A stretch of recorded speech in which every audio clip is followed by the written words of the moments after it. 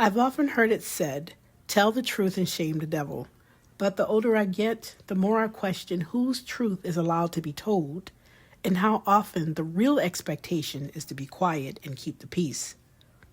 In many Southern families, some things were never explained outright. They were understood.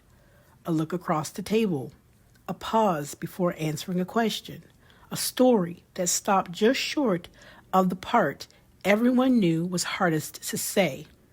We learned how to read those moments. We learned how to listen for what wasn't said. Silence became its own language. For a long time, I thought silence meant something was missing, that something had been withheld or forgotten. But life has taught me something different. Silence carries weight, sometimes more than words ever could. Protection. Not every generation has the luxury of speaking plainly about what it survived. In Gullah Geechee families, memory doesn't always move in straight lines. It moves indirectly, through gestures, through warnings, through prayers, spoken almost automatically in certain moments. I've seen how knowledge moves like the tide through the marsh, low, steady, unmistakable. What one generation endured, the next absorbed in other ways. The elders in my family rarely told their stories in full. They didn't catalog their pain. They didn't sit us down and explain how hard things had been. What we saw instead was their endurance. They showed up for church, for work, for each other's children, and they carried silence like it meant something, like it was necessary, like it was honorable.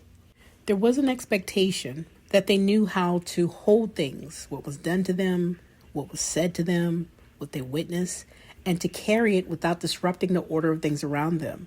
The expectation didn't come from nowhere. It was reinforced by families, communities, institutions, and at times by both men and women who believed that keeping the peace required keep it quiet. So we learned, somewhere along the way, we learned that it was more virtuous to toe the line than to risk making things worse. For generations, women have measured their words against the comfort of others. Many stayed quiet because they understood the cost of speaking without protection. They learned discernment, and so did I. Now we are living in a moment that encourages constant speech, immediate reactions, public declarations, unfiltered expression, and still there is an undercurrent, an expectation that women will manage disruption carefully, that we will speak but not too much, that we will carry what is heavy without shifting its weight onto others.